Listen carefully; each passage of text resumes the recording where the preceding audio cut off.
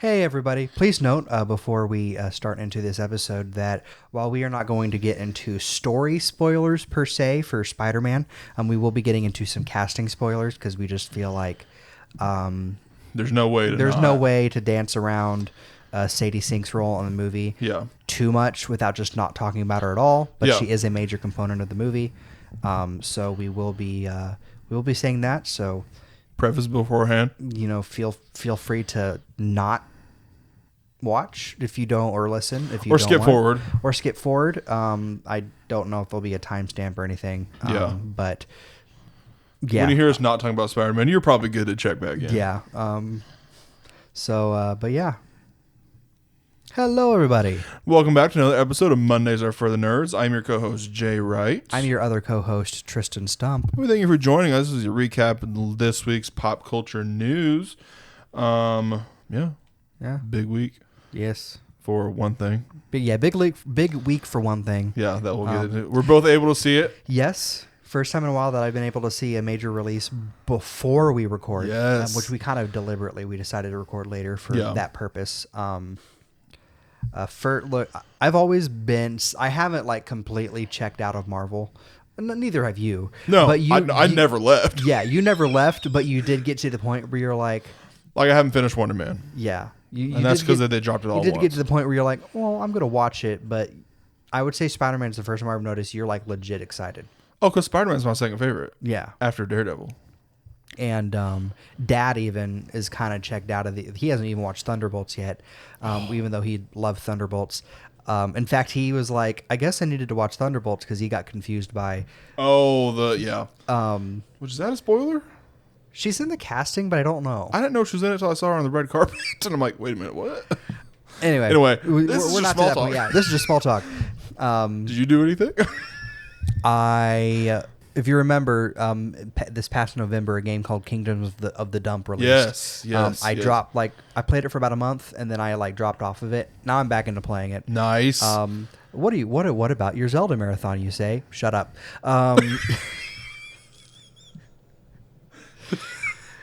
Anyway, we'll get to that. I'm playing through Kingdoms of the Dump. I've gotten to the point where if you've played enough RPGs, when you're writing an RPG story, and maybe even when you're writing just something similar to what an RPG is story-wise needs, I'm to the point where crap has gone down.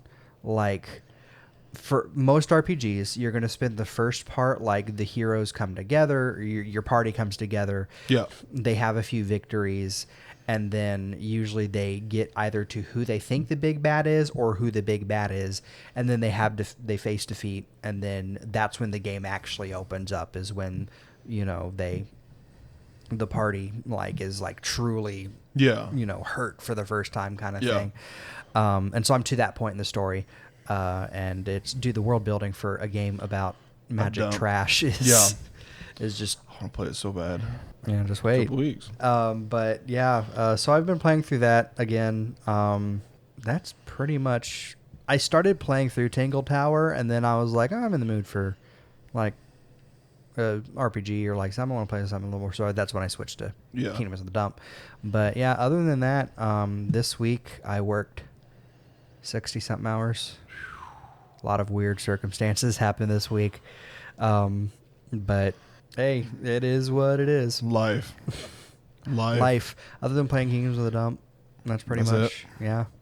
I haven't done much. It's on the break from the show for a week. Yeah. Then I'm back into the it show again. we're in with. I'm taking a extended break. I mean, I'm doing another show, but it's not. It's not until it's not a huge. Yeah. It's not as big of an undertaking as. Yeah. The last show, but I feel like Animal Farm. Napoleon, I looked at the script. Napoleon has 24 lines. It's a short thing. Yeah. But are they all 7 of them are monologues? I'm like, and long monologues at that. Squealer has more lines than I do. But no, I'll be Napoleon in a play coming up. Then I got another play coming up after that I'm going to do. Yeah. But I've just been working, been playing some more Assassin's Creed, Black Flag Resynced. I did watch... You know how many movies I watched today? Guess. 8. 5. I I watched 5 movies today. One of them, I have a new movie to hate, and I hated every bit of watching it. It's called That's My Boy. Oh, with Adam Sandler and yeah, you found From the get-go. you watched one of the handful of Adam Sandler movies I don't like. No, Because most Adam Sandler movies that are considered They're bad, fine. They're I'm like, like, I'll chuckle I like at. them. I'll like them. But no, That's My Boy is one where I'm like, I'm just uncomfortable the whole time. I am too. You seen it? Yes. When it got to that part at the end, I'm like, I didn't think it could get any worse, but it did. Yeah, I hate that movie. I also was scrolling through HBO Max and I saw Outstanding Drama, and it was Flight Risk, and I'm like, that movie. The only thing outstanding about that is how bad it is. It's outstandingly bad. Yes. Yeah. Flight Risk. Don't watch it. I hate saying that about movies. Don't watch Flight Risk. I hated every bit of it.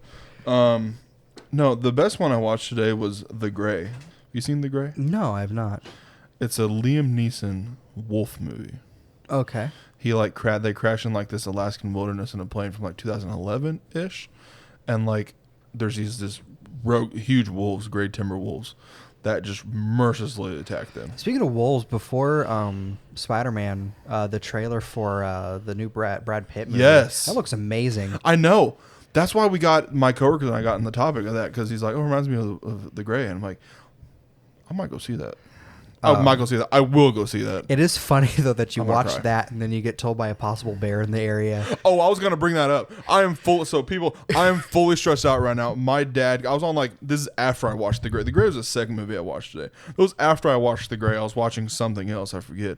But my dad calls me and goes, "Hey, our neighbor from across the hill just texted me 2-3 minutes ago and said, 'Hey, there's a bear up here. It's probably in the corner of the field.'" I'm like, "What?" He's like, "Yeah, try to get the dog in." I'm like, "Well, she's not gonna come in." So just we'll look out for it. I go to look for it in the car, don't see anything. People, the thing I'm most terrified about is not the dark, it's things in the dark. And I've seen enough animal stuff, and I know enough about animals to you don't mess with a bear. Black bears are small, but they're also ferocious if you get them agitated. Tell me why I was going through my hallway tonight, getting ready to come record, and I know there's not a bear in that house. But I'm like, dark hallway, doors need to be shut. I don't want a bear getting at me through the hallway. I locked the screen door because I know they can push the handle and get in. I open that garage door and I legitimately look. I'm like, if this bear charges me right now, I'm dead. I don't know where it's at. And I'm coming up my dirt road to head here. And I see a set of glowy eyes in our field. And but my headlights are I can't tell what it is. And I'm like, and there's no deer walking around anywhere. I'm like, that's the bear. Anyway, it doesn't help that in The Grey there was this scene wherever you hear these growls and there's this set of eyes pop up in the dark, because you don't see the wolves until the very end. This set of eyes pop up and another pop up over here, and there's just 8 pairs of glowing eyes in the darkness of this wood. I'm like, I'm gonna die from a bear attack tonight. I'm low-key stressed out right now about this black bear that could be possibly around my house. And what's funny is literally the day before, a guy AC went out of the house. Downstairs AC, upstairs AC was fine, but downstairs AC went out.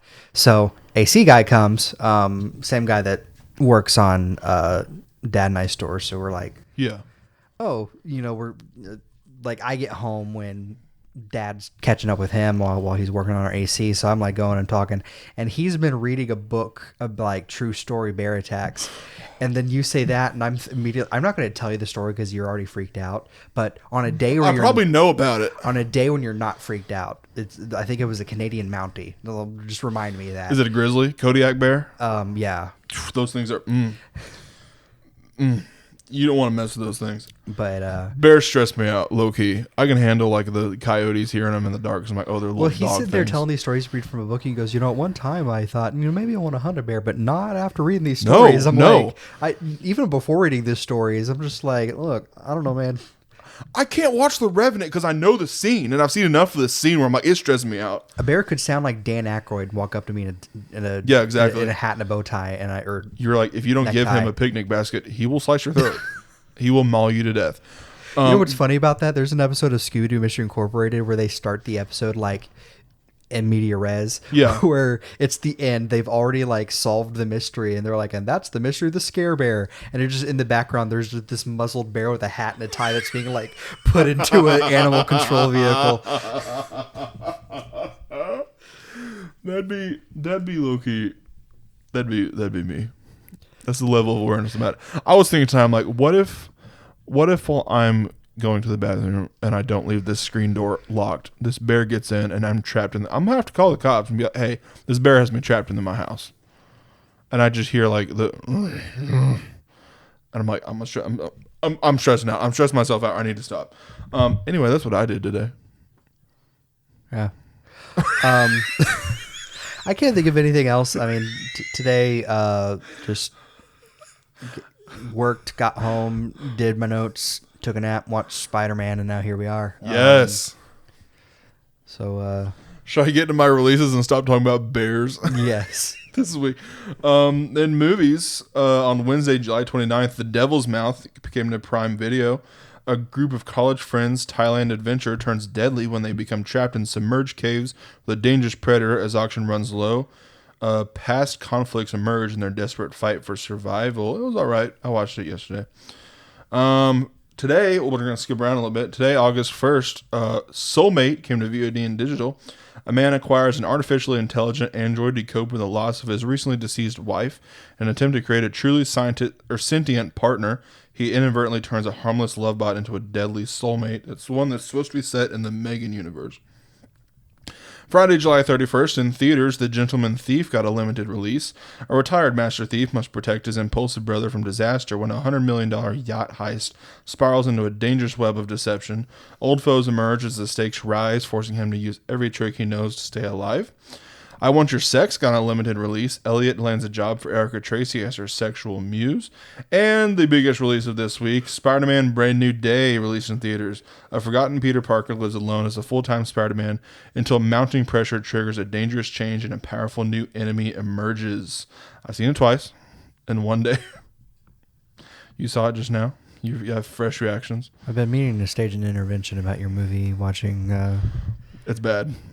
It's bad, dude. I've seen like 9 movies in the past 3 days. It's bad. I loved it. I loved it. I almost want to give it a 10. I gave it a 9. For a reason. I am. But No Way Home's a 10 almost for me. so I'm almost as pleased with it as I am with No Way Home. Oh yeah. Peter Parker, Tom Holland's movie, amazing. Yeah. He always is. But like it's more of an emotional grounded story. Yes. Than the other three. Well, I was telling Dad because I watched it with my sister, my dad, and Sam. But this is the first time since Homecoming that it's not been Peter saving the world. Yeah. Or a whole country or something. Like it's very much New York based. Yeah. Everyone that helps him is New York. Mm-hmm. Street level of some kind. He gets a little bit of outside help at some point, but it's still character that's grounded enough that it makes sense that they wouldn't even pop up to help. Yeah, the cameos all work in a way that makes you still feel. Say what you will about the state of the MCU, but we've gotten to the point where the MCU is like reading a comic book, where you're reading it and then one issue suddenly, there's Daredevil's not in the movie, but Daredevil popped up in this issue and now he's off on his own thing. Like in No Way Home where he's there. He's pre-existing. Something even when the MCU was more organized, something that this level didn't even happen where, The closest thing is probably like Thor Ragnarok with Doctor Strange. Was there for that one scene. Yeah. And that was it. But that was the closest thing to stories actually overlapping and not just stories overlapping when they need everything's going on to getting to the point, which is almost I feel like what they need to be doing, like now that we've got all these TV shows, all these plot threads that some of which are never going to be resolved. I would say we've been talking about it, who knows if anything set up by She-Hulk is ever going to be resolved. We'll just see what happens there. But that being said, I did enjoy Peter wasn't mentored by an Avenger the whole time, or didn't need help from more. He gets help, but it's more they're working as equals rather than him and Punisher are working as equals through the whole thing. Yes, rather than a little kid getting in over his head. Tony Stark, Nick Fury, Doctor Strange. Other Spider-Man. Other Spider-Man, yeah. Which I like that they used that because he took what he knew because like he said, yeah. Peter, this is a clip. But Peter 2 has organic webbing. Peter 2's webbing. cool. I'm cool. Yeah. Yeah. Maguire Spider-Man. For those who don't know what the movie's about, because I don't know if you read the description. Did you read the description? It didn't say anything about like anything about that. Yeah. So just a big threat shows up. a big threat shows up.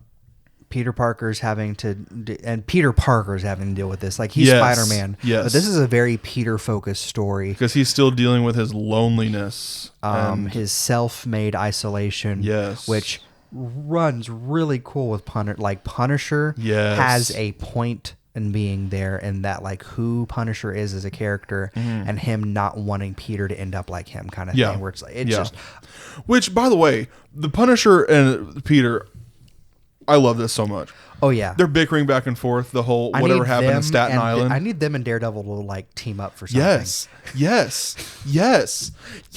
What have I been saying this entire time? Bring back the Defenders and have Spider-Man pop up. Like, I love this so much. I need this to happen. You know what I'm thinking. And we know what's happening in season 3 of Daredevil. Yes. So like we know who's going to be popping up. So that's a possibility of like some Defenders plus Spider-Man team up is a possibility if they want it. Yeah. It could not happen. Yeah. Now he can't be in the show. No, he can't. But they can be in the movies because he has. But no, Peter and Punisher's chemistry in this. Mm-hmm. It's like a weird version of Deadpool and Wolverine. Here's the funny thing. Punisher being like what you would say is the Avenger equivalent to this movie. Yeah. Like, Peter gets a big help from another major hero. Yeah. He's in it more than any of the 3 mentors from the first trilogy have. Yes. Like Iron Man being in Homecoming, he was there when he needed. He's like 2 scenes, even though his presence is through the whole movie. He's still there enough where it's like Nick Fury is kind of like a guiding thing. Nick Fury is a little bit. Nick Fury's in it quite a bit. Yeah. But it's a little more offhand. Yeah. And then Doctor Strange, I would say, is probably of the 3 mentors in it the most. Yeah. But absolutely. he's still off to the wayside most of the time. Yeah. Punisher has an active role, has a character arc. Yes. I would say like Nick Fury, Iron Man, and Doctor Strange don't have character arcs. They're just there to fulfill their purpose. Punisher. And also, if you're worried about it not being the Punisher from the show, you haven't seen the show, right? I know. You know about it? Yeah. Like, he doesn't drop the F-bomb because the one time he tries to do, he webs him. But there's still, like, a lot of language for him. And he's still the Punisher. He still acts like the Punisher. He is absolutely still the Punisher. Yeah. I love it. They didn't water him down like I was worried they would. I love it. I loved Punisher and Spider-Man in this because there is they've interacted before because there's a running joke in the thing. Staten Island. Something happened at Staten Island. Something happened in Staten Island. Something to do with a drug dealer. That's all we know. Exactly. Hit me with a bag of rock. Punisher didn't say, you know what, let me tell you something. But he got close a couple of times. Anyway, you can cut this that's out. great. Look, the whole thing, even like Hulk, who is the almost like you would before we got more trailers, I almost thought, Bruce Banner's going to be like the. Well, that was a lot of thing where it's like Daredevil and Spider-Man and Punisher were going to have to team up to fight Hulk, a raging Hulk. Or I even thought, I told you my theory was Peter losing control, which he does. That happens. Yeah. But I thought it was going to be like, it's going to get to the point where, whatever's causing all these people to lose control uses Peter losing control to their advantage, and then Daredevil, Hulk, and Punisher have to fight Spider-Man. Which I almost wish is what happened, but it's still like I wouldn't change anything about what happens. Yeah. But in a different cut of the movie, that's almost something that could have happened if they wanted Bruce to be in the movie more, because he's very much in it as much as Iron Man's in Homecoming. Yeah, like if not, I would say more. Yeah, because of so there are like 3 big action set pieces. Yes, and it's not like big, like they're big, but like they don't really take center focus except for one. One does. Yeah. But that's why I love it's like more of like a grounded, and it takes more of like the emotional part and like the personal side of Peter and his story. And I told you this. It's up in the air whether or not Mark Ruffalo is still working Exactly.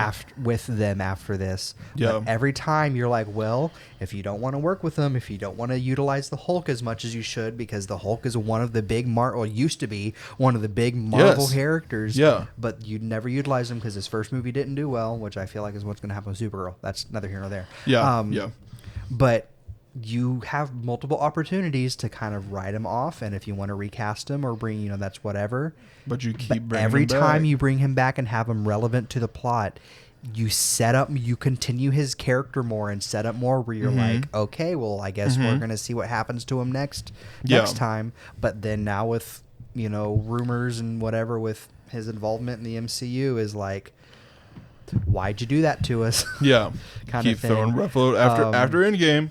I'm trying to dance around, spoilers. Yeah. But then we get to Sadie Sink. Yes. Spoiler alert. Kind of. Kind of. Everyone If you're online at all about online this movie, enough, then you know the theories. If you know Tom Holland enough in interviews and his Yeah. denial that she was playing Jean Grey. Yeah. Yeah. She's Jean Grey. She's the MC. She's 616 is Jean Grey. Yeah, she's the MCU's Jean Grey. Yeah. I kind of, and also Which I love. And also the fact that they didn't have any of the Fox Jean Greys come back for Doomsday made me go, that's another clue that Sadie Sink's Jean Grey, because they don't, they probably don't mind having more than one Spider-Man, but. Well, that's why I'm like, whenever, and this goes, we probably talked about it before in the past, where they were like, when they casted her, I'm like, oh, is she going to be another Mary Jane? Or is she going to dye hair with Gwen Stacy? And then she said she's coming back for Secret Wars. I'm like, oh, well, it's obviously Jean Grey. Yeah. You're not going to have, you might have MJ show up for, Secret Wars, but it's not going to be, something you if announce she wasn't, years in advance. If she wasn't Jean Grey, I thought she might be, Firestar? No, I thought she might have been Mayday. Mayday was another one I saw, oh, we're in the multiverse, so maybe, with while Doomsday's going on, Peter's dealing with his own little small scale multiverse thing. Which obviously didn't happen, but it's still. But her is Jean Grey. I love. Yeah, and what they did with her character, because I know you originally had reservations to them introducing Jean Grey in the movie for multiple reasons. Yeah, I did, and then it turned once I had more theories. I'm like, okay, I've become accustomed to it, and then my one minus has to do with her, but it's more like what they did with the story, side of it, which I don't know if I can fully get into. But I wish I'll say one thing. Her as the villain. I wouldn't call her the villain. I would almost say this movie doesn't have a central villain. No, it just has a big She conflict. is the antagonist. She's an antagonistic force, but she's also. They're obviously going for the X-Men in the Marvel universe are going to be younger. Almost they're going to be mentored by whoever ends up being 616's Xavier is going to mentor them, and that's something that happens in the comics. Is he gathers a bunch of kids basically, minus it's literally a school, minus Storm, and so having Jean Grey be which in the comics she goes through so much, and what they did with the character, I love. Yeah, I just my biggest complaint is in a Spider-Man movie we didn't have a Spider-Man villain. That's true. And that's mainly it might be because I'm a big Spider-Man fan. Yeah. But we didn't have a Spider-Man villain in a Spider-Man movie. Be the main villain, because there's multiple Spider-Man villains in it, but but not be the main. Scorpion wasn't as much as I thought he would be. Yeah. He's a little bit less than I thought he would be. He wasn't gonna be the main one, but he was good. Scorpion was good in this. Oh yeah. But my main complaint is, and that's why it knocks it down from a 9 to me, is it was a Spider-Man movie. We didn't have a Spider-Man villain. Yeah. The villain was not Spider-Man. And we'll see how much what I keep it's talking and what I cut. Yeah. But I don't know how much that could be considered a spoiler. But that's my complaint about it. But anyway, Sadie Sink as Jean Grey, fantastic. Fantastic, yeah. She's gonna. The performance was amazing. She's gonna do great. She's set. Whatever they do with the X-Men and the MCU, she's good. She's set. Yeah. Almost interested to see who they get to play her fellow teammates. I know. And who are they gonna choose? Are they gonna recast more Fox characters? Which some of them you have to. I feel like you have to. You're gonna have to. You have to have Storm and Cyclops. I feel like. And with Ryan Coogler saying he wants to introduce Storm in Black Panther 3. And so.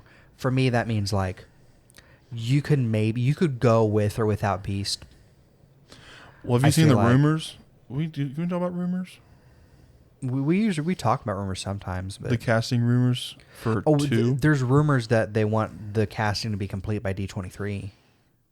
Oh, that's good. They'll probably reveal it. But I mean, like the rumors that if there's Beast and Rogue Oh, Beast and casting Rogue. rumors. Yeah. Well, another casting we'll obviously get to later, but I feel like there's just some X-Men like Rogue and stuff that maybe you don't immediately and like have the first X-Men team be smaller than people would expect. Yeah. Like don't have as many major like 4 or 5. you know, have Xavier and then you have like Jean, Cyclops. Not Wolverine. I feel like there needs to be another older mutant other than Xavier, so maybe Storm. Yeah. And then And Storm would be a good introduction in Black Panther 3 because she has history with Black Panther. yeah. She's Literally, married or dated? married at one Married, point. yeah. You know what's funny in the comics? Storm doesn't like Spider-Man, and part of it is because he's friends with her ex-husband, and part of it is because wow. she thinks he's a loudmouth. She almost like agrees with J. Jonah Jameson. Is like, you're a loudmouth who doesn't reveal anything about yourself to the public. So how can we trust you? Exactly. Fair. And fair, also fair. you're friends with my ex-husband. So like, Yeah. So there's double whammy. I hate you. No, yeah. I'm just But anyway, kidding. Yeah. Storm would be good. I think Jean, Cyclops, Storm. that's neither here nor there. Spider-Man, super good. Fantastic. 9 Zen- out of 10 for Look, me. and MJ and Ned get to have, even though they are not as much into the plot as Yes, but they serve other the three? personal and emotional side, which I absolutely love Yeah. about this. It's my favorite part of the movie, apart from Frank and Punisher. It's my favorite part of the movie is the emotional side of what he's put through yeah. in this and how he's dealing with the loneliness of being literally alone in New York. You can tell this is the first time we've like really liked a movie in a while because we are now 30 minutes in and Oh my goodness. have only talked about Spider-Man and bears. and bears. Should I move on? Yeah, I Do you have I anything can't else think to of add? anything else to say that isn't spoilers other Same. than like I cannot wait for Secret Wars because we know he's not going to be in Doomsday. Yeah. This was originally the movie that was going to be between Doomsday and Secret Wars, so we know he's not going to be in Doomsday. But I kind of hope the place that they've left Spider-Man finally lets us explore why the heck Ned could use the sling ring. Yes. Yes. It's one of those things in that movie where you're like, oh, you set up a plot thread and then you wrote yourself in a corner in the last one where it's like, how can you have him, kind of thing. So And there's the thing where I said, where it's like, if we would have gotten that Strange Academy like we were supposed to, he might have at he least might made a have cameo. cameoed in that. Yeah. At least like I'm not going to 10 there. But Some kind of thing. But yeah. So we'll see what happens with Doomsday. I'm actually legit excited for Doomsday. I am There's a lot too. of like, I've obviously, always been cautiously obviously, if optimistic. you're not online anymore, all social medias, everyone shows you the negative, like Yeah. the naysayers of everything. Yeah. But like, I'm not even cautiously optimistic. I'm like, even if the movie ends up just being fine, I'm gonna have a lot of fun with it just because of absolutely. like the plot alone, like the plot synopsis alone is just enough to be like, well, this is at least gonna be fun. And Yeah. here lately, I've been getting way into reading comics, and Yeah. so it's like, It's going to be a good time. yeah, it's gonna be a good time. In December. December and then December of next year. December with Dune and not Doomsday. having a movie between. No. Because It's at least with wild. Infinity War and Endgame, we had Ant-Man and Captain Marvel. Yeah. And I was like, Here we'll get Spider-Man season 2, which isn't gonna your friendly neighborhood? Yeah, friendly It's neighborhood not gonna matter. Spider-Man. We're going to get Daredevil season 3, Yeah. probably. Vision could. Quest. No, that's not. Vision Charlie Quest before. Cox could pop up in Secret Wars. He could. He could. He better. They all better. And then there might be like a surprise, like, oh, hey, here's a special, like with Punisher. Punisher was kind of like, Yeah. I wouldn't say a surprise, like it was announced enough ahead of time. You're like, oh, this is happening, but it was still kind of like oh, okay, cool, we're getting a special, so they could do that. Yeah. Where they're like, hey, here's There's a a special coming up. Here's a I'm trying to think of like what's a character where it's like, No, Nova wouldn't come out. hey, what's Star-Lord been up to? Kind of Legendary Star-Lord special. It writes itself. I did think at one point based I was like, off not that concept art is anything they go by, but based off concept art, I'm surprised Chris Pratt isn't in Vision Quest. I know. Unless he's like after credits, like the last episode, and then it explains. Because I have more theories about Secret Wars. Yeah, I can't get them in. I can't get into them here because I don't want to accidentally spoil anything more than I've already possibly spoiled you with my theories. But I all I'll say is, everyone's probably wondering like, okay, where's the young Avengers characters? That is true because it set that up in the Marvels. It set it up in the Marvels. Apart from just introducing them sporadically, but they officially set it up. Even though she's doing her own thing, I feel like they'll get Kamala Khan. They'll get her back to play Kamala. Oh, absolutely. She'll probably be like, especially with the other credit scene of the Marvels. And so, I would say I have a feeling she's just going to be a cameo. That one, yeah. I just had this feeling where it's like, oh, she might be like the messenger kind of thing. True, because you think that is the same beast we're going to get in Doomsday. So she could be a messenger of some kind of. True, I didn't think about that. But we'll see. We'll see what her role is. I feel like it's going to be small though, because she would have been announced with the rest of the cast if she was anything major. Yeah. But anyway, I feel like Star-Lord might be connected to the Young Avengers somehow. He would be because he's in. Because in the comics, it's like and he's back in Missouri. Yeah. So in the comics, it's like Doctor Strange. That's kind of like, oh, now we know why. Yeah, I remember why we haven't seen Star-Lord in a while. It's because he's in Missouri. Nothing happens in Missouri. It takes a while to get back to in the comics. And if it is, it's because Ego decided to place it there. Unless you're in the DC comics, because then Missouri is apparently where the Flash lives. But true. It's right next to Smallville. Yeah. Anyway. Should I get my TV? Yeah, we better get into the TV. On Sunday, July 26th, The Walking Dead Dead City had its season 3 premiere on AMC, as well as President Curtis had its series premiere on Adult Swim. Furious had its 3-episode series premiere on Hulu on Monday, July 27th. Wrath Season 1 dropped on Netflix on Wednesday, July 29th, as well as the final season of The Proud Family, Louder and Prouder, which is its 4th season on Disney+. And Friday, July 31st, The Batman Caped Crusader Season 2 dropped on Prime Video. And that is all for my releases. In my releases, I actually have quite a bit. But on July 27th, Dwarf Delve, released on PC from Gloombox. It's the first-person extraction roguelite adventure. Strap on your gloves, grab your battle mallet, and explore randomly generated mines and as a new delveling. Gather riches and avoid deadly hazards and try to make it out with your beard intact.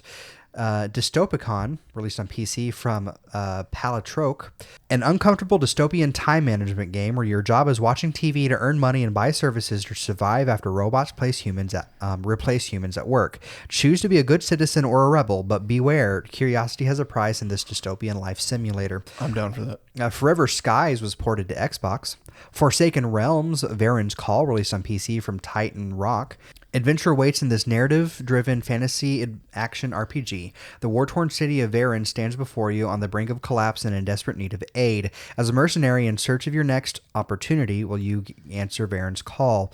Graphite, released on PC from Rip Red and publisher NDIO, unleash your creativity as a kid's drawing spring to life. In this thrilling roguelike RPG, build your party, navigate a dynamic timeline, and shape your fate through notebook scenarios that test your team in a world where the heroes don't know they're imaginary.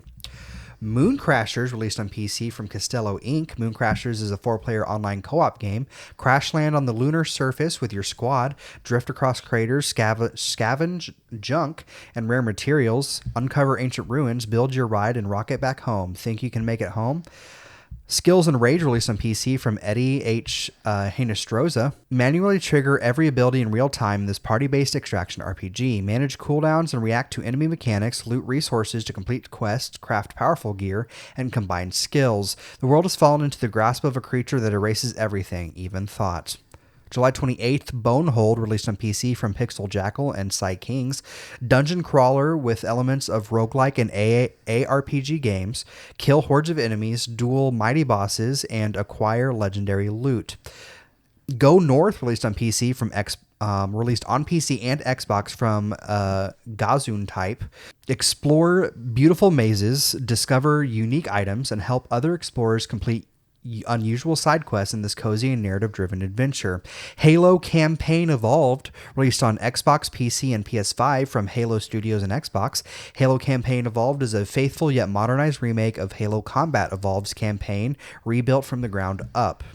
It includes some prequel missions. Shards of Order, released on PC from Fardust and publisher Awakened Realms, a grim RPG with card-based combat where nothing stays dead. Lead a party of survivors through a world undone by shattered laws, restore them and reshape the rules of the game, but be ready to face the consequences. July 29th, Archon Soul, released on PC from developer Polygriff and publishers Goblins Publishing and Maple Whispering Limited. Archon Soul is a 2D roguelike dice builder where you create powerful dice using swappable faces, runes, and bodies with unique effects. Draft spells, craft powerful synergies, and defeat challenging enemies and conquer the Archon's palace.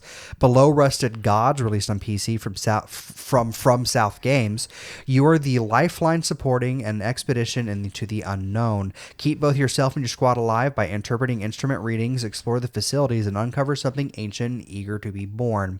Bills Must Be Paid, released on PC from Reich Games. You're broke, smash piggy banks, bills must be paid. A short, active, incremental game. Get money, upgrade, and get debt free. Company of Heroes 3 Final Stand, released on PC from Relic Entertainment. Company of Heroes 3 Final Stand delivers a standalone roguelite wave defense experience for solo and cooperative play.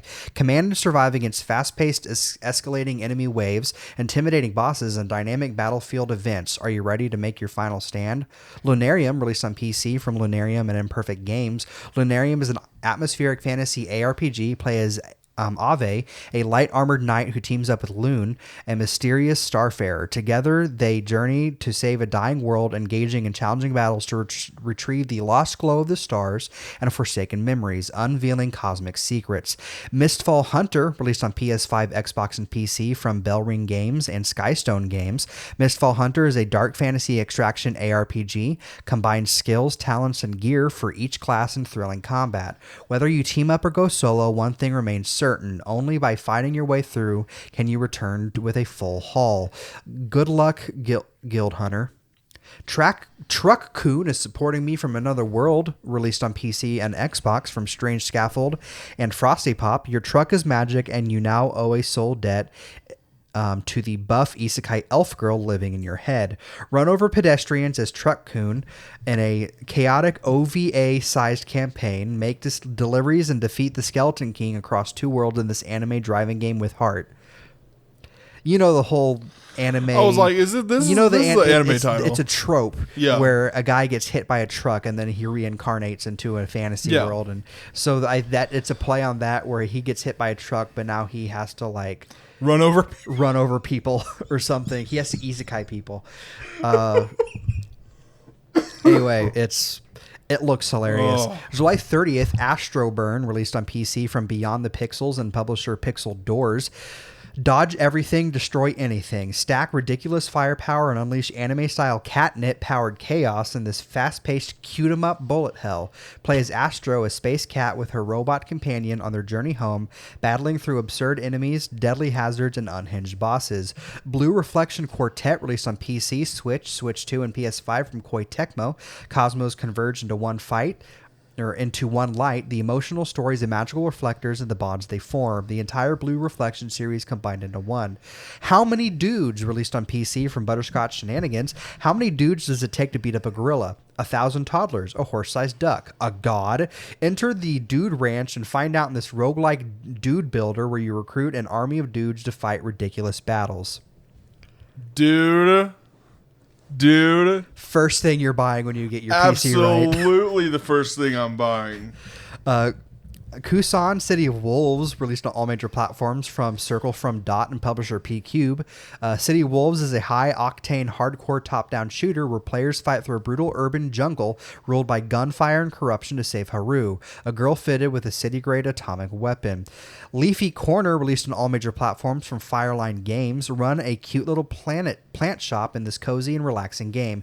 Grow, sell, and care for a variety of real-life plants. Help customers find their dream plants. Complete orders and customize your cozy shop just the way you like. Midnight Moments on PC from Happy Volcano, a small cyberpunk diorama building game where you create cozy rain-soaked back streets, glowing apartment blocks, or quiet neighborhood corners. Decorate your designs with props and place citizens, crafting stories that bring your city to life. At your own pace, no goals, just vibes. Truxton Extreme, released on all major platforms from Tatsujin and publisher Clear River Games AB. Take down hordes of alien invaders with your power shot, Truxton Beam, Thunder Laser, Homing Shot, Starmine Shot, and more. I feel like they didn't need to list all that. No. Don't forget to breathe as you face off against gigantic bosses in the ultimate battle of humanity's survival. Waterpunk, released on PC from R Games, a roguelite action game inspired by the legendary Enter the Gungeon and Nuclear Throne, set in a post-apocalyptic aquatic world. Shape your strategy by choosing which abilities shine by day and which awaken at night. Xenoblade Chronicles 2, Nintendo Switch 2 Edition, released digitally on Switch 2. I don't know when physical releasing, but it's happening. July 31st, Corsair Cove, released on PC from Limbic Entertainment and Hooded Horse. Build a sprawling pirate haven, raise a fleet to explore the high seas, and take on the crown to keep the age of piracy alive. From ale to flintlock pistols and from scallywags to swashbucklers, you'll need to manage complex production chains and govern a rowdy crew to reign supreme over the seas. Paw Patrol Dino World, released on all major platforms from 3D Clouds and Outright Games. Yeah. Join the Paw Patrol and Rex on colossal missions across Dino Island, create roarsome looks, play minigames with friends, and more. Quasimorph, released on PC from Magnum Scriptum and publisher Hype Train Digital. Take on a role of a hardened PMC fighter in a dark turn-based cyberpunk RPG. Engage in unforgiving combat, manage your ship, and pile up the bodies of your clones to unravel the dark mystery behind the threat to all life. Saphira, released on PC from Team Hooray. Save Bunnyville from a doomed fate, a top-down action RPG roguelite from the makers of Dungreed. Explore the depths of the tower, collect and upgrade artifacts, and defeat hordes of demons to keep your village safe. And finally, The Relic First Guardian, released on PC from and PS5 from Project Cloud Games and publisher Perp Games, a dark action RPG rooted in Korean myth with brutal fast combat. Transformed into apocalyptic wasteland by the destruction of the Great Relic, the once prosperous realm of Arsilphus lies in ruins. Set in a dark and haunting atmosphere enriched by the tapestry of Korean folklore and ancient mythology, it falls upon you to mend the shattered land and honor the memories of those who came before you. And that is all my releases for this week. More than you have for a while. Oh, I know. Well, starting now, everyone's getting all their crap out before GTA releases. GTA so I have my first batch of miscellaneous. In posters, we got a poster for Carrie, The Thomas Crown Affair, a new poster for Coyote vs. Acme, Werewolf, Wicker, Adult Season 2, and The Incomer. In trailers and teasers, we got our full trailer for Ted Lasso Season 4, premiering August 5th on Apple TV. It's Always Sunny in Philadelphia Season 18, premiering August 17th on FX and Hulu. Outer Banks Season 5, dropping on August 20th on Netflix. Fall 2, Dead Point, releasing September 2nd in theaters. Onslaught, releasing September 4th in theaters. The Master and Margarita, releasing September 18th in U.S. theaters. Victorian Psycho, releasing September 25th in theaters. Below, releasing October 8th on Netflix. Wicker, releasing October 23rd in theaters. Jumanji Open World, releasing in Christmas on theaters. Did you see that? I'm so excited for that. I kind of wish they go in the game at some point in the trailer. I kind of wish they didn't. And keep it like I feel like the whole movie could have been in real world. It absolutely then you're circling around to the original Jumanji, but for it to be like, I'm guessing is probably going to be like the first maybe first act, maybe half, or it's like. And then they go back. Like, okay. I will say, Kevin Hart as a kid. Oh yeah, that's going to be hilarious. I love the acting these people have put on throughout these two movies as different characters. Children of Blood and Bone, releasing January 15th in theaters. The Thomas Crown Affair, releasing March 5th in theaters. And remember how we said a lot of stuff was coming back in 2027? You got Gremlins 3 possibly coming out. The Simpsons, Shrek, Ice Age, Lord of the Rings. The Resurrection of the Christ, the movie is coming out. Guess what else is returning in 2027? Specifically, January 22nd in theaters. What? The best of them all. Air Bud returns. I haven't seen any of the Air Bud movies. As it was foretold in the scrolls. Listen, I've seen all the Buddy movies. Never seen an Air Bud movie. So it was said that Disney would become so desperate that they would bring a dog back from the dead to play basketball. It's like Michael Jordan went through like 5 different sports and he came back to basketball. Horrible joke. In release dates, Onslaught is getting an IMAX release on September 4th. In castings, Michael Johnston is reportedly in talks to star in the new Mummy movie, alongside Brendan Fraser and Rachel Weisz. John Leguizamo is in talks to star in the Daniels' next film alongside Matt Damon. Amanda Ip, Jay Baruchel, Ciara Bravo, and Kevin Durant have been cast for season 5 of The Reacher. And Dermot Mulroney and Joe Minoso are exiting early in the upcoming 15th season of Chicago Fire. And Joe Minoso has been with the show for all 14 seasons so far. That is all for my first batch of miscellaneous. In my gaming news, Mimic enters early access October 27th. Croc 2 Kingdom of the Gobos remaster was announced for all major platforms, releasing later this year. Stupid Never Dies releases October 21st on PC and PS5. That one I'm actually a bit interested in. That's the one. Stupid Never Dies? Let me look at it. That is the one where Trent and I watched the trailer together because it was announced at the Game Awards last year. Yeah. Where the trailer was like this early 2000s song. That's the most of the style I could describe it. It's about a zombie who fights through levels of monster hierarchy to bring a human girl back to life that he's fallen in love with. Ooh. So it's almost like turning Warm Bodies into an action game. I like that. You need to find the announcement trailer from last year. When we're done with this, because the song and it took Trent and I so long to figure out what this game was, because it's just a music video pretty much, and then a gameplay at the end. Anyway, so excited that that's coming out. For PC, PS5, and Xbox comes Rideshare Stimulator, a driving sim coming later in 2026.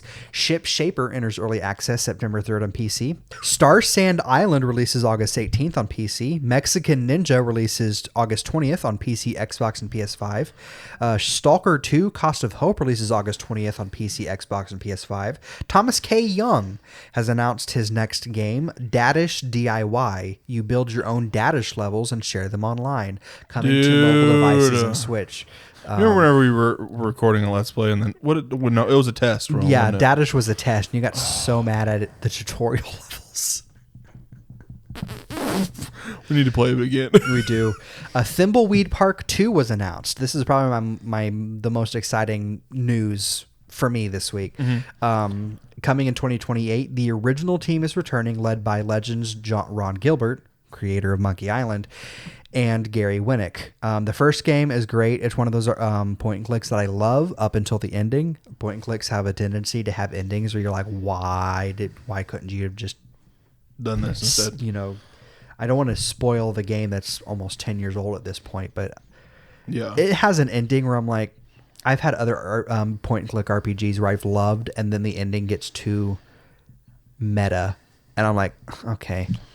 Fantastic. What, I spend my time on that? I spend all my time in this world, and you're just gonna do that to me? Yeah. Spider-Man Brand New Day and Marvel Tokon costumes have been added as free updates to Spider-Man 2. Man, we need another mid-quill Miles Morales. I know. We were supposed to get a Venom one, and then we're not, because they put all their energy into Wolverine. I get it. But there were other Spider-Man projects we know are happening. I'm like, I wish you would have finished one of them. Yes. Make a Cindy Moon game. I don't know. Yes. You set her up. She might have been set up for Spider-Man 3, but I mean, still. Yeah. Are you really going to make a switch between 3 Spider-Men? I hate switching between 2 of them. Give me a Moon game. What if it's Miles and her, and then Peter's just there, but he's not playable? I might actually hate the kidding. Give me a Daredevil game. How would a Daredevil... We're not getting into this. In the Nintendo corner, 2 previously unreleased games, Zero Racers and D-Hopper, will be added to the Virtual Boy NSO app August 4th, which means most of us probably won't play them. Super Mario Sunshine will be added to the GameCube app August 13th. Which leaves maybe one more GameCube game they previously announced to be added to it. And then after that, we don't know if they'll add more. I want them to add the Mario Party games. Yeah. Give us access to those old Mario Party. Arguably after, Mario Party 3 on the Nintendo 64, the GameCube has, the best Mario Party games. So it's give us those. Give us online multiplayer like you have with your other, virtual console multiplayer games. That's good to be it. Yeah. But that is my gaming news versus my releases. It's just I don't have a lot. In new looks, we got the opening title sequence is released for Stuart Fails to Save the Universe. First look at Dan Stevens and Onslaught. New looks at Resident Evil, Wildwood, and Your Mother, Your Mother, Your Mother. As well as first clips from Teenage Sex and Death at Camp Miasma and Street Fighter. In first looks, we got a first look at Anna Kendrick and Seth Rogen in Babies. The film follows a couple who struggle with whether to have kids or not until their newly divorced friend moves into their home with her child. First look at season 2 of Dexter Resurrection. First look at Michael B. Jordan and Adria Arjona and the Thomas Crown Affair, which looks awesome. First look at Jacob Tremblay as the Unabomber in a Unabomber movie. Film follows Ted Kaczynski's transformation into the domestic terrorist known as the Unabomber. And first look at Alexander Skarsgård as a man made of wicker in Wicker. Glenn Powell news for the second episode in a row. We got a first look at season 2 of Chad Powers. In box office, The Odyssey earns $87 million in its second domestic weekend, only a 29% drop from its opening, which is its biggest second weekend ever for a Christopher Nolan film and higher than the opening weekend of Oppenheimer. Toy Story 5 passes $1 billion worldwide, and it's the third film to do so this year. Obsession has become the 6th highest grossing horror movie of all time. It's currently sitting at $459.7 million. Spider-Man Brand New Day earns $74.5 million in domestic previews, which is the biggest domestic preview number of all time, passing Avengers Endgame. Officially had the biggest domestic opening day of all time, grossing $168 million, and I think it's on track for 800 this weekend worldwide. The Invite passes $40 million worldwide. It's tracking to finish this run at $60 million plus, 10 times its production budget of $6 million. I watched that movie last week. Good movie, weird, but good. In our box office draft, Toy Story 5 is at $1,032,403,712. The Odyssey is at $721,656,415. Michael ends its domestic run at $1,016,068,388. Spider-Man Brand New Day is currently sitting at $168,667,213 as of shortly before recording.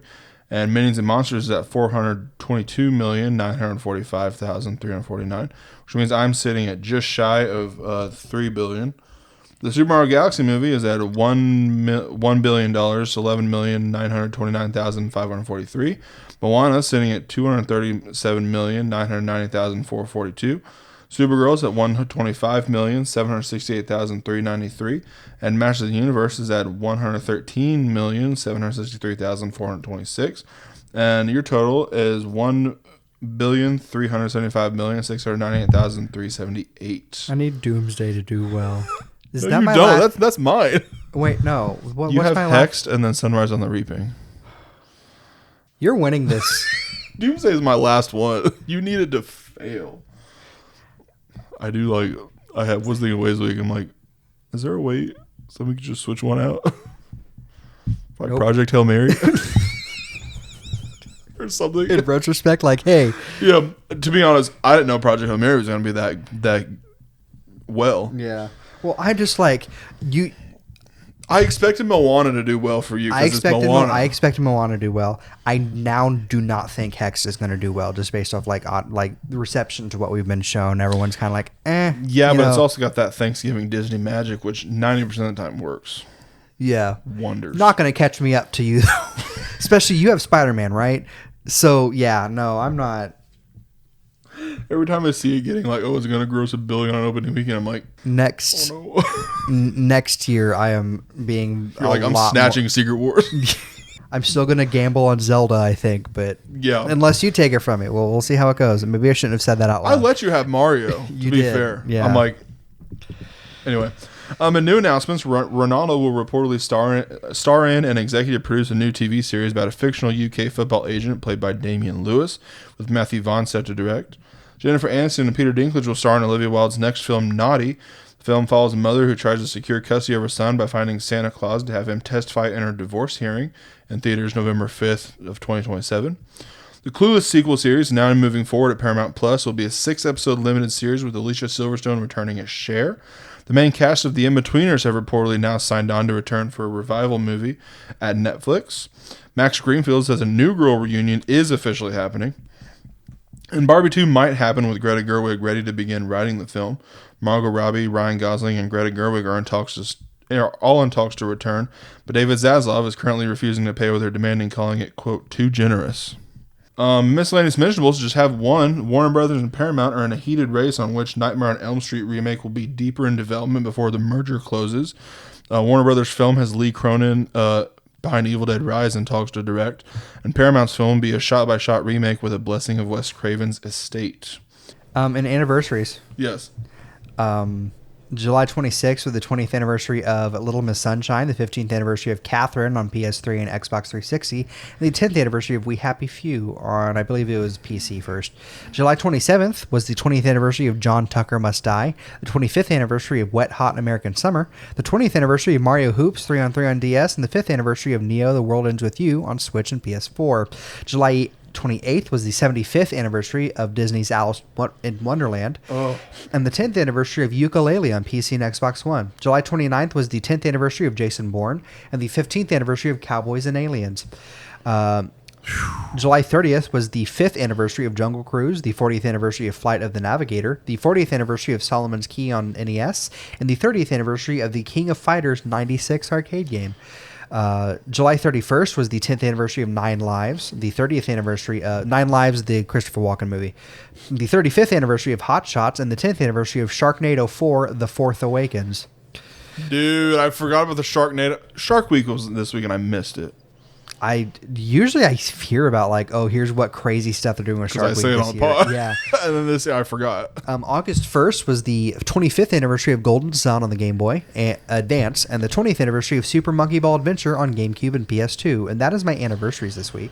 Today in pop culture history, on Sunday, July 26th, in 2000, the Baja Men allowed us to ask the question, who let the dogs out?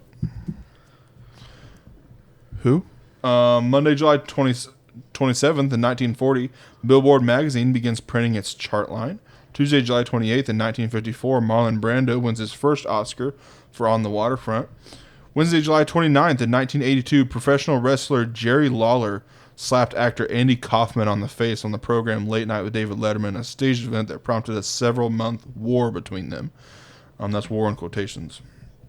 On Thursday, July 30th, in 1932, the first full-color cartoon, Flowers and Trees, is released, going on to win the first Academy Award for animated short subjects. And Lawrence Fishburne turned 65. On Friday, July 31st, in 1930, The Shadow makes his first appearance on the radio. And Saturday, August 1st, in 1981, the first music video aired on MTV. It was a video Killed the Radio Star by the Buggles. And that is all for my pop culture history. In anime news, reincarnated in a mafia dating sim is getting an anime series adaptation. Nia Liston, The Merciless Maiden, premieres October 6th. An anime adaptation of Millennium Family has been announced. 7 immortal siblings born in England possess humanity's ultimate dream, eternal life. But their gift makes them targets for the criminal underworld, corrupt hospitals, and internal military organizations. After centuries apart, this extraordinary family reunites for a thrilling new chapter in their lives. Disney's Twisted Wonderland Season 2 premieres this December. An anime adaptation of Senran Banka is set for a 2027 premiere. Deep in the mountains lies Huri, a small village so remote that no trains stop there. Due to its isolation, it has resisted the spread of civilization. However, its rustic charm and hot springs have transformed it into a famous tourist destination. One of the village's biggest draws is the divine blade Marusamimaru, stuck in a stone from which no one has been able to pull it out of, until our protagonist, Orichi Masaomi, manages to break it in half. Before he can even come to grips with what happened, he's forced to make amends for what he's done. How might you ask? By marrying the village's shrine maiden, of course. He's already in way over his head, but this is just the start of his mysterious and unfathomable new life in this village. Masaomi then goes on to meet his new fiancée, discovers an enigmatic and strange girl that only he can touch, and begins to learn about the curse afflicting this village of Huri. Amidst this hectic new life, who will he set his art on? The answers he seeks lies within the legendary sword in his hands. That is such a long Konosuba, God's Blessing on This Wonderful World, Season 4 premieres 2027. Free Fire Daybreak has set a premiere window of spring 2027. FX Fighter Kurumi-chan premieres in October of 2026. A new Digimon anime is in development for 2027. Oji-san wa Kawaii Mono ga Osuki premieres October 4th. That translates to The Middle-Aged Man Who Likes Cute Things. And The Exiled Merchant Saves the World with the Power of Money is getting an anime adaptation. Gotcha. That is my anime news. No comics news. I have my comics news. On DC side of things, Batman Cape Crusader released a new clip before Season 2 released on July 31st on Prime Video, as we previously mentioned.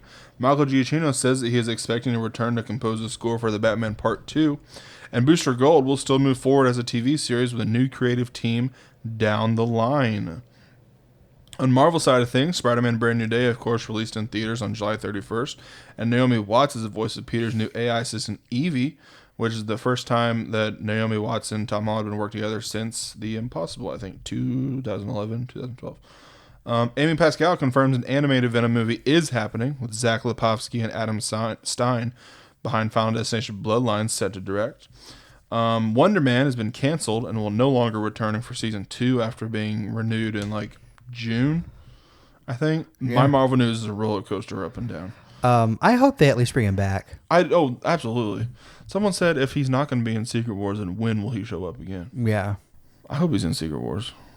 He's probably not going to be in Doomsday. I feel like the cast in Doomsday is what we're going to have. I feel like there's actors we don't know who are going to be in Doomsday. But I feel like the major players we already know about. Yeah. If they're going to reveal any more like central cast, it's going to be at D23. Yeah, and I feel like the cameos we could see anybody from the TV shows. Mm-hmm. So Wonder Man, Daredevil, heck, even Moon Knight. Sorry. They could like Ms. have Marvel. little cameos, even if it's just like cutting to like a fight happening. Yeah. Just to show the scale of everything and not actually have it be major, except for Eternals. I feel like that ship went the way of the Inhumans. Maybe not. They could still decide to pick that. I think they got farther than the Inhumans did. But I liked Eternals. I did too.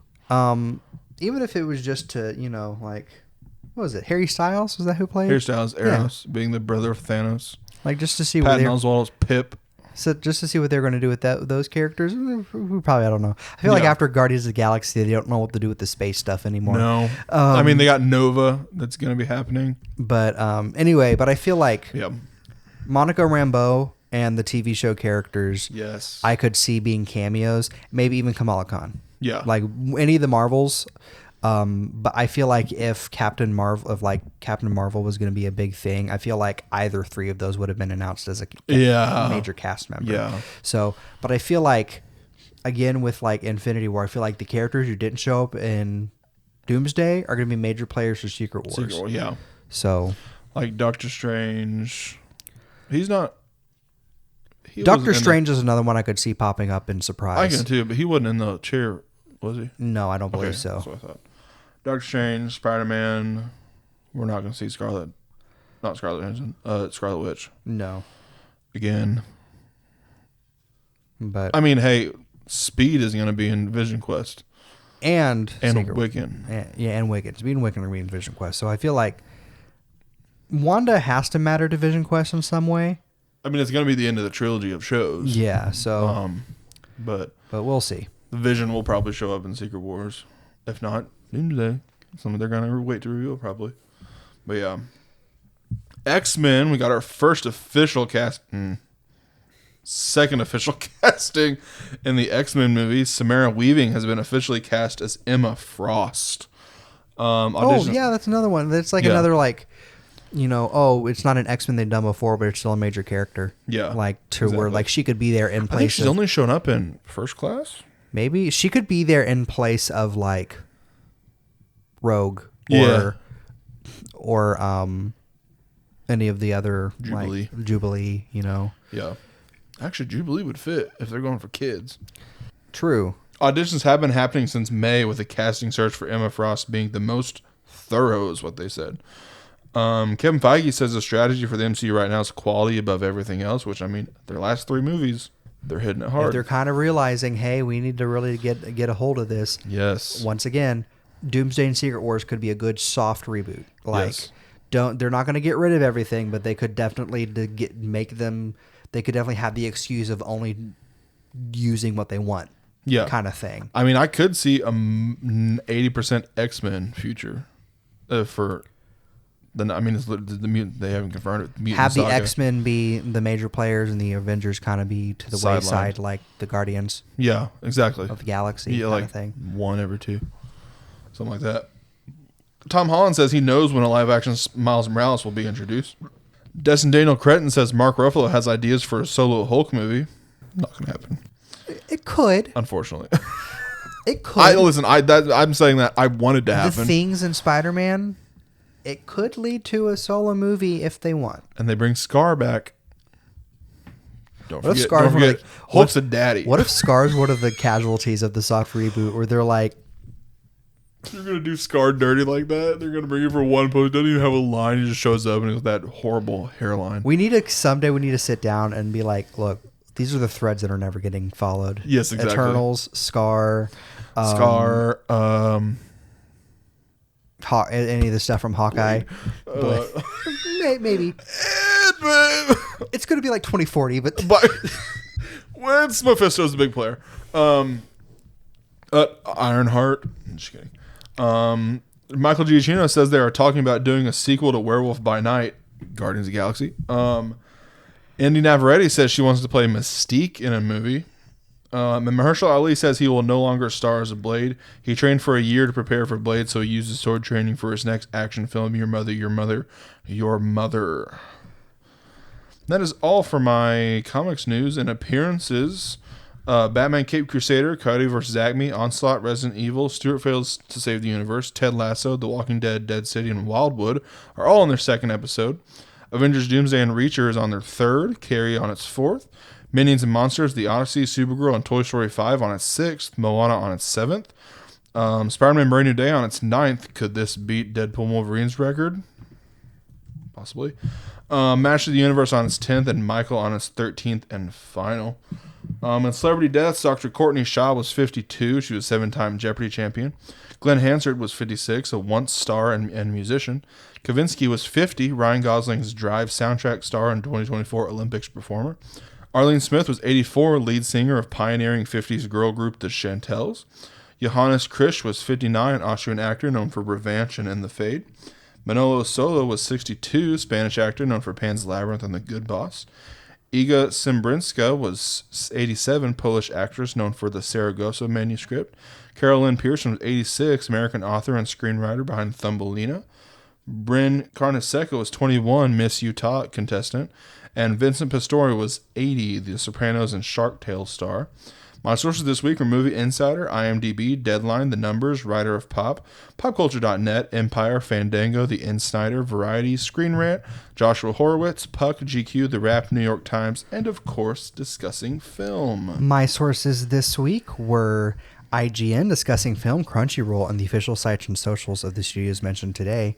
And August is going to be a spotty month for us. We don't even know, like, come D23, Possible, yeah. we don't even know if that's going to be Trent said mayhaps on that. a co-host episode with Trent, or if Yes. it's just going to be D23 is going to be something we discuss. Yeah, and unfortunately, there's 2 weeks in a row where I'm going to be out of town. There's going to be a possible 2-week hiatus, but there might be other things we have in place of that. We'll see what happens.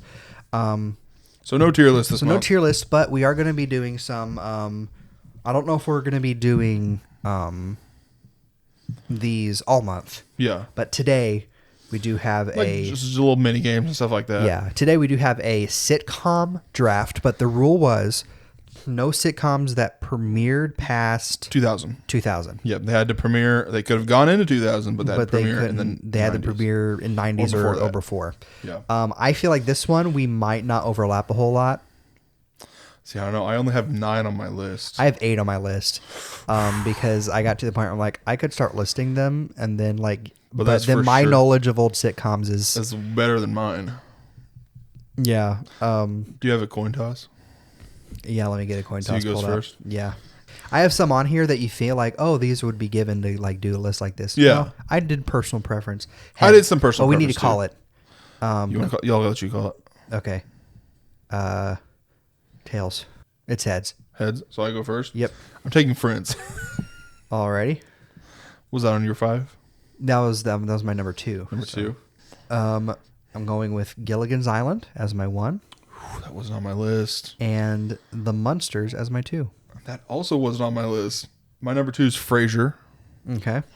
And my number 3 is the Golden Girls. My number 3. Was that on your list? No, it wasn't. Anywhere? None of them? Yeah. Like I said, we might not overlap with this. Yeah. My number, because I kind of chose ones where I'm like, because you have a lot of ones I wish I'd thought of, but I'm like, I kind of like went with what I was in the mood at the time. Yeah. So Gilligan's Island Monsters. So my number 3 is Alf. I didn't have that one. My number 4 is I Love Lucy. I didn't have that one either. You went for classics, low key. I went for my first 3 were like ones where I'm like, I'm gonna get these. Yeah. My number 4 is MASH. Okay, that's my number 7. So. And my number 5 is one I haven't seen any of. Okay. But you know what? No, I'm not gonna. I'm gonna switch it. The King of Queens. I'm gonna take my boy. All right. My number 5 is the Dick Van Dyke Show. See, that wasn't even on my list. What else is on your list? So I had my other option. My only other thing I had there because you took MASH and Friends. Cheers. Cheers is my number 9 or number.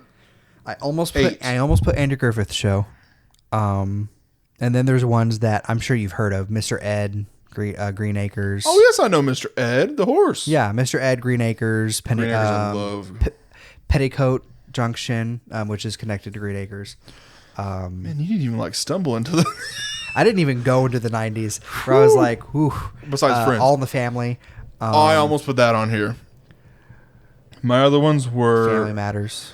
See, my 6 and 7, or what was my 5 or 2 I haven't seen is Seinfeld and The Fresh Prince of Bel-Air. And then I had Cheers and Everybody Loves Raymond. Everyone Loves Raymond, yeah. You got ones that didn't last very long. In the 90s. In the 90s, 80s. Yeah. 80s had a whole bunch that didn't last very long. I know. Then you got ones that lasted a long time that just have no relevance anymore, like Empty Nest, which is a spinoff of Golden Girls. Yeah. that wasn't the Golden Palace. That wasn't Golden Palace. I almost put the Jeffersons on here. Jeffersons. Which is... That was a spinoff of All in the Family, or was it vice versa?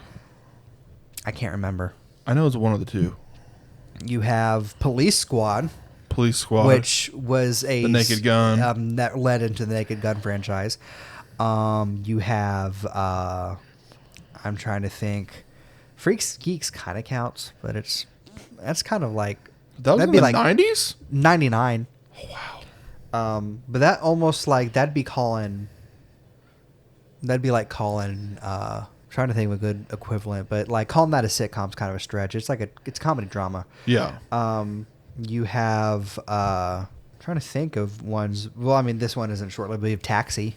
Started a lot of careers. Yeah. There's this. Oh no, we didn't. We limit ourselves to just live action. Yeah. I said The Simpsons. Bewitched.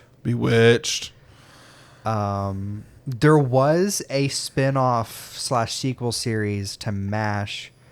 Yes, with a Klinger. Called After MASH that lasted 2 years. Was Klinger in that one? I can't remember. Yeah, I thought think there was one with it's Klinger. Klinger. He's in Toledo or something. You have Man, Mr. Ed. Then you get into more modern ones. Baby Daddy. Yes, Raising Baby Daddy. Hope. You know, ones that when they were on kind of had a little bit of like a people talked about them, but then Hot in Cleveland. I've caught a couple I would episodes almost say Hot in Cleveland. Cleveland is a modern Golden Girls. But, It absolutely is. But people might argue against that. But I'm like, look, it's about a bunch of ladies who are up in age. They're not like up old. in age. They're not old, but neither were the Golden Girls. If you think about it, Betty White is old in that Betty show. White was the old one in that one. But like, if you think about it, Betty White was the Sophia of that. Yeah. Where the whole point of Golden Girls was that they're up there in age, but they're still like dating. They're still, Yeah, exactly. They're still living their life. life. They're not geriatric. Yeah. So Sophia's geriatric, but but even then, her real age is like barely. Yeah, and so I would say Hot in Cleveland is that modern equivalent. Might I propose that we do a post 2000s one next week? We could, yeah. Now I'm trying to think of like all the. Hot in Cleveland was the 90s. No, Hot in Cleveland wasn't 90s. I was just talking. I said we talk about more modern ones. Well, then you got like Parks and Rec, and you got the Mike Schurz. But I mean like the ones that didn't like. There are so many modern sitcoms. If you think about like how many sitcoms are in pop culture relevancy, like that premiered before the 2000s versus what premiered after the 2000s. Like you have after the 2000s, you have The Office, Parks and Rec, Modern Family, Community, Modern Family. and then a bunch of animated stuff. Yeah. That kind of, even New though they Girl. didn't last very long. You have New Girl. But like if you think about like all the sitcoms that premiered though, you have Mike and Molly that lasted a long time, but I wouldn't Yeah. say that's relevant. Even Neighborhoods lasted a long time. Neighborhoods lasted a long time. Two Broke Girls. You had the Muppets. Okay, I think we're done here. Be sure to like, comment, and subscribe. Do all those interactive When you know we things. bring up the Muppets, it's over. It's time to shut it down. Dude, single parents. Anyway, I need to. Oh, dude. be sure to like, comment, subscribe, do all those interactive things. Follow the podcast on most social medias at Mondays for Nerds and me at Sir Stubbslot or Sir Stubbslot 17. Follow me at PoloPanda001 or Chris M. Pratt fan. We'll see y'all next time. Goodbye. Bye.